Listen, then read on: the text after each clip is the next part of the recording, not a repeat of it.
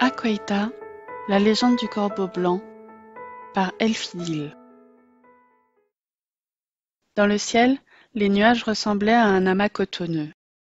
Noirs comme de l'encre, ils ne laissaient percer aucun rayon de soleil. La quantité phénoménale de neige qu'ils déversaient s'ajoutait à l'épais manteau qui recouvrait les versants de la montagne sacrée. La tempête permanente, qui faisait rage en ce lieu depuis l'aube du monde, servait de protection à ce sanctuaire, empêchant quiconque d'y pénétrer. D'après la légende, seules les âmes libérées de leur enveloppe charnelle pouvaient espérer braver ce blizzard et ainsi atteindre le sommet de cette imposante montagne, unique porte menant aux plaines sacrées, demeure des anciens. Lieu que chacun désirait fouler à l'heure de sa mort. Cela pour retrouver ceux qui avaient disparu du monde des vivants, mais aussi pour veiller sur leurs descendants qui n'avaient pas encore rejoint ce sanctuaire. Le vent hurlait entre les pics rocheux, tels de sinistres appels. La mort semblait planer en ce lieu pourtant sacré. Aucun être vivant n'aurait osé s'y aventurer. Aucun ? Une vieille femme avait le cran de braver les éléments, de surmonter l'épreuve des anciens. Cette femme se nommait Wakanda. Elle était la chamane du clan des Corbeaux Blancs, clan qu'elle avait fondé des décennies auparavant. Emmitouflée dans sa cape, Wakanda avançait avec peine. Le vent et la neige la ralentissaient fortement. Seul son visage, recouvert de tatouages complexes, perçait au milieu de toute cette fourrure. De loin, on aurait cru voir un petit ours perdu dans la neige. Malgré l'épaisseur de ses vêtements, la chamane était frigorifiée, ceci ne la protégeant que trop peu des températures glaciales du lieu. Exténuée, Wakanda se mit à la recherche d'un endroit pour s'abriter quelques instants du vent. Plissant les yeux, elle sonda les ténèbres et repéra finalement une masse plus sombre qui s'avéra être un rocher assez grand pour qu'elle puisse s'y reposer. Quand elle l'eut atteint, elle plaqua son dos contre la paroi froide, à bout de souffle. S'appuyant sur son bâton, elle ferma les yeux et entreprit de reprendre sa respiration, profitant de ce moment de répit. Gênée par ses moufles, elle réajusta sa prise sur son bâton quand son regard tomba sur la sculpture de corbeau qui ornait ce dernier. Une profonde nostalgie l'envahit alors. Elle caressa l'objet en os. Les souvenirs du peu de temps qu'elle avait pu passer auprès de son corbeau firent irruption dans son esprit. Un sourire triste se dessina sur ses lèvres. « Ne t'en fais pas, Agadji. Je serai bientôt là, murmura-t-elle. Elle devait continuer de se battre. Ce n'était pas cette tempête qui lui ferait faire demi-tour. Elle devait atteindre le sommet, pour Gadji, son totem. Le corbeau, désigné par les anciens pour la guider et la protéger durant sa vie, était malheureusement mort depuis de longues années. En temps normal, la disparition d'un totem entraînait celle de son propriétaire. Mais les circonstances firent que ce ne fut pas le cas de Wakanda. Et bien qu'elle ait vécu plus longtemps sans lui qu'avec, la mort de Gadji avait été un des moments les plus douloureux de sa vie. Cela et bien d'autres encore, mais la vieille femme préférait ne plus penser à ces temps sombres. À présent, elle avait un nouvel objectif. Rejoindre les siens, du moins ceux qui l'attendaient déjà au sommet, et veiller sur son fils et sa famille qui vivaient toujours au village. Wakanda prit alors une grande inspiration pour se donner du courage et s'écarta du couvert de son abri pour se remettre en route. Quand elle dépassa le rocher, le vent la happa violemment, lui coupant le souffle. Plantant profondément son bâton dans la neige, la chamane s'aida de ce dernier pour continuer sa lente ascension. Wakanda lutta pendant ce qui lui parut des heures. L'absence de soleil et la tempête continue ne lui permettaient pas de savoir depuis combien de temps elle bravait ainsi les éléments. Avançait-elle réellement ? Ce rocher, n'était-ce pas celui derrière lequel elle s'était abritée plus tôt dans la journée ? Non, ce dernier était bien plus gros. Tout autour d'elle n'était qu'un chaos sans couleur, brouillant tous ses sens. Les flocons lui fouettaient sans interruption la moindre parcelle de peau qui dépassait de sa protection de fourrure. Son visage lui brûlait. Ses lèvres étaient engourdies. La puissance du vent faisait s'échapper des larmes de ses yeux mi-clos. Celle-ci venait ensuite lui geler les cils, l'empêchant alors de voir convenablement où elle mettait les pieds. Plus d'une fois, elle avait manqué de tomber dans une crevasse. Mais cela ne l'arrêta pas pour autant. Protégeant son visage de son bras libre, elle avançait inlassablement et avec détermination, se penchant toujours plus en avant pour ne pas être renversée par la violence des rafales. De temps à autre, Wakanda crut apercevoir une lueur bleutée entre les flocons. La fatigue et sa difficulté à respirer lui jouaient certainement des tours. La chamane continuait sa route, ignorant les alertes que lui donnait son corps. Il était hors de question qu'elle fasse marche arrière.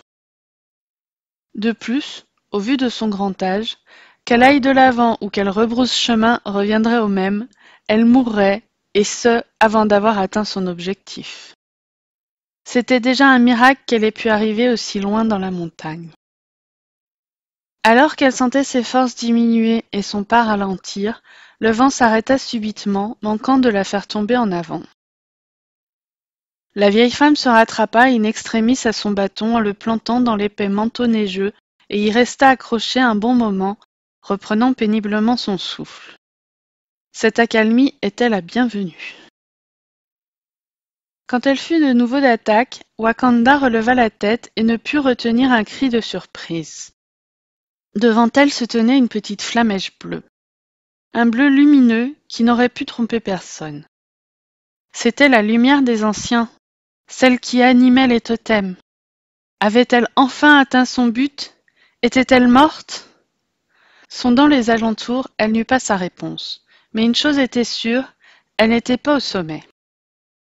Elle se trouvait dans un renfoncement entouré d'un monumental mur de glace.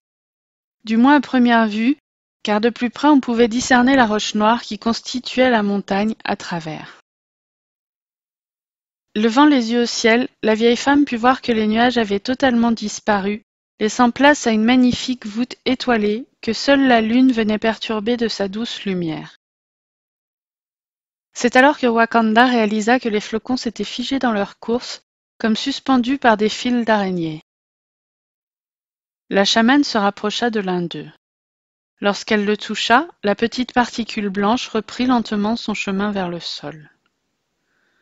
Reportant son attention sur le feu follet, Wakanda remarqua que ce dernier virevoltait avec joie. On aurait pu croire qu'il était heureux de la trouver.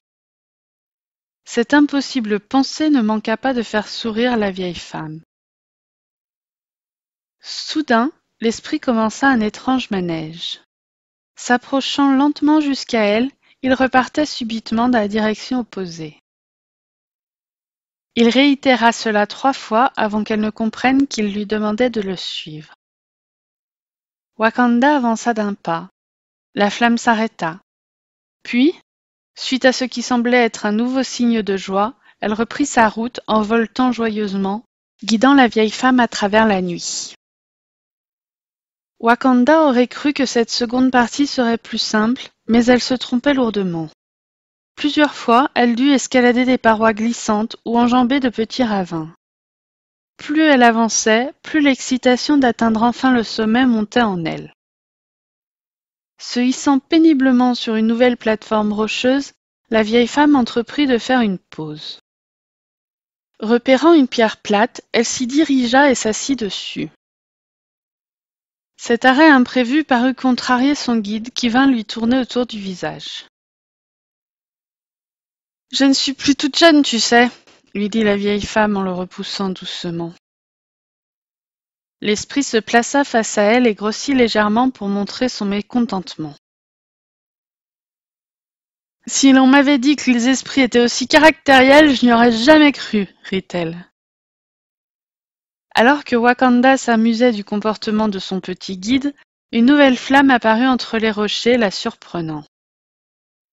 Il y en avait donc plusieurs à adopter cette forme? Wakanda dirigea son regard bienveillant vers la nouvelle venue et tendit la main pour l'inviter à la rejoindre. Bien plus peureux que son comparse, l'esprit restait caché. Seule la lumière qu'il émanait permettait de discerner sa présence derrière la roche sombre. « Je ne vais pas te faire de mal, approche !» La douceur de la voix de la chamane parut convaincre le feu follet bleu, qui finit par s'approcher timidement et se poser dans sa paume. Wakanda profita de son immobilité et de sa proximité pour étudier l'esprit d'un peu plus près, chose que son guide bien plus vivace ne lui avait pas permis de faire. La flamèche semblait la regarder. Wakanda plongea ses yeux dans sa lueur réconfortante. Puis elle sursauta. Une étrange joie, qui n'était pas la sienne, venait d'envahir son cœur. Cette réaction soudaine apeura la petite flamme qui partit à nouveau se cacher. Cela parut amuser le guide lumineux de la chamane. Qui étaient réellement ces esprits?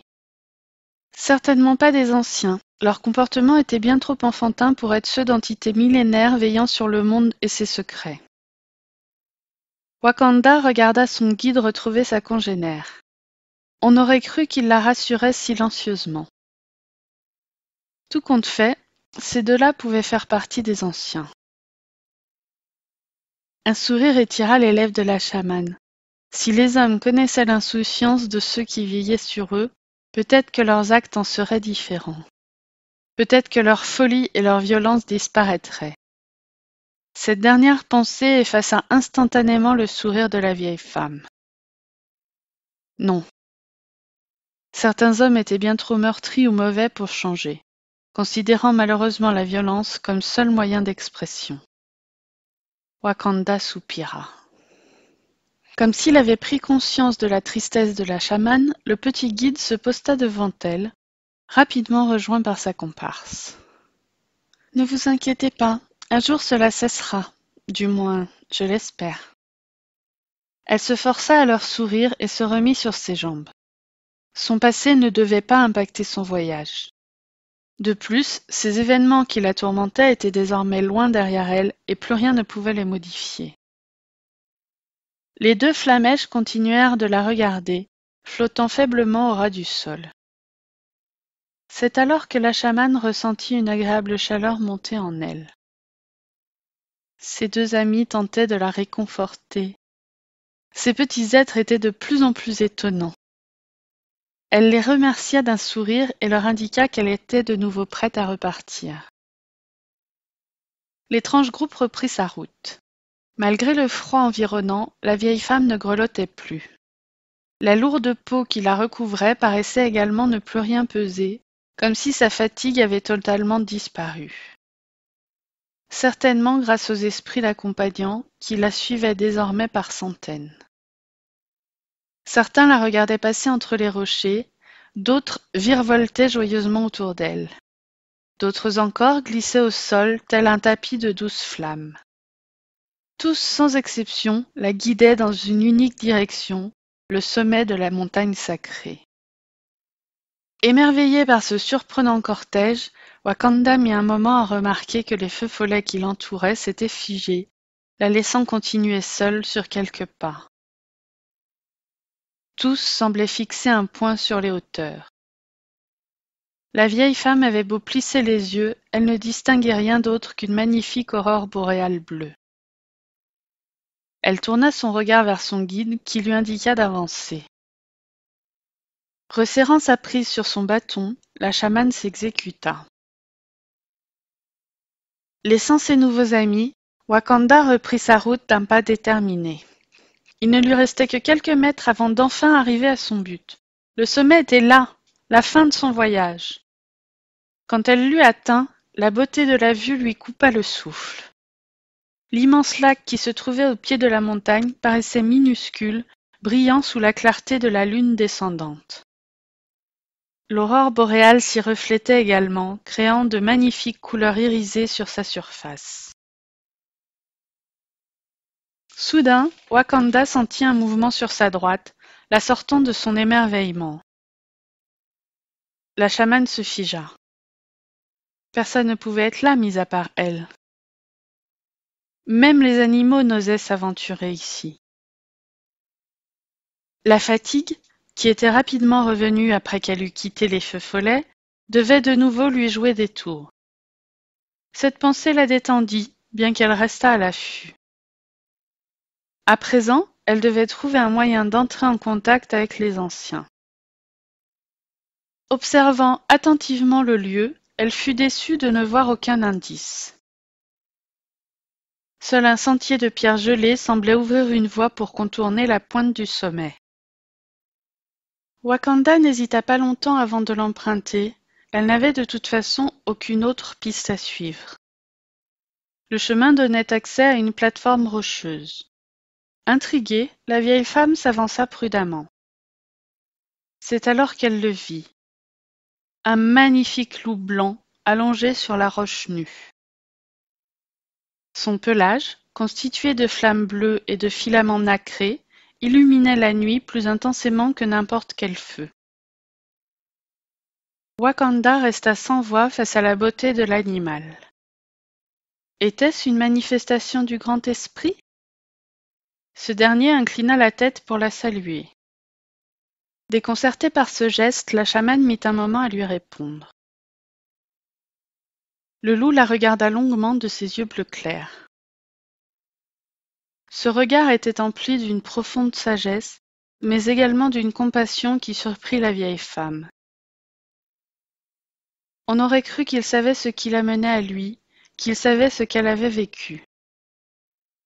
L'intensité de l'échange silencieux perturba la chamane. Il était clair qu'on ne pouvait rien cacher à cet animal, du moins s'il en était réellement un.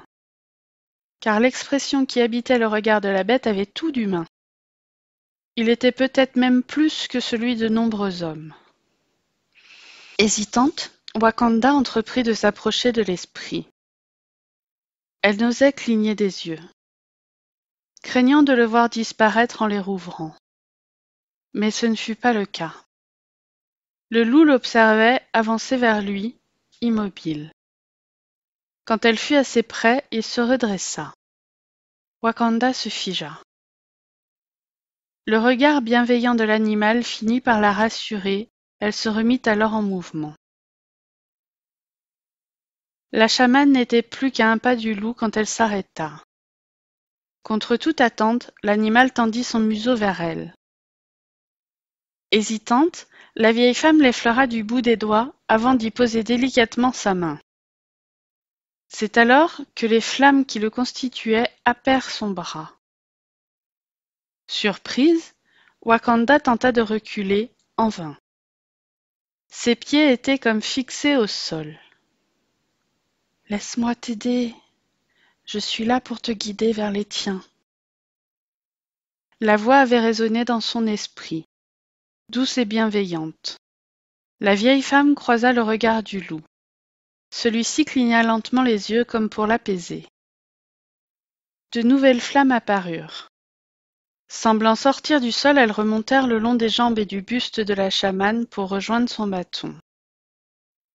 La gemme qui surmontait ce dernier se mit subitement à briller. Jusqu'à aujourd'hui, celle-ci avait toujours été terne, vidée de l'énergie vitale qui l'avait auparavant animée. Se nourrissant de cette source de pouvoir ancien, elle paraissait à présent reprendre vie, s'illuminant de plus en plus intensément sous le regard émerveillé de sa propriétaire. Les flammes, qui recouvraient désormais entièrement son corps, devinrent également plus puissantes. La luminosité atteint un tel paroxysme qu'il fut bientôt impossible de discerner la chamane et le loup. Quand celle-ci diminua enfin, tous deux avaient disparu. À leur place se trouvait le bâton de Wakanda, planté dans la neige. Sur la gemme qui brillait à présent faiblement était perché un magnifique corbeau blanc. Les premiers rayons de soleil firent alors leur apparition, faisant étinceler la neige à leur passage. L'oiseau s'ébroua et poussa un croassement qui résonna longuement dans la montagne. Puis, il prit son envol, laissant seul le bâton de la vieille chamane. le laissant veiller sur ce lieu sacré. Bâton qui ne portait plus la figurine de corbeau en os. Il n'en avait plus besoin désormais, l'âme de ce dernier ayant été libérée. Wakanda et Gadji ne faisaient plus qu'un, comme l'avaient écrit les anciens à l'aube du monde.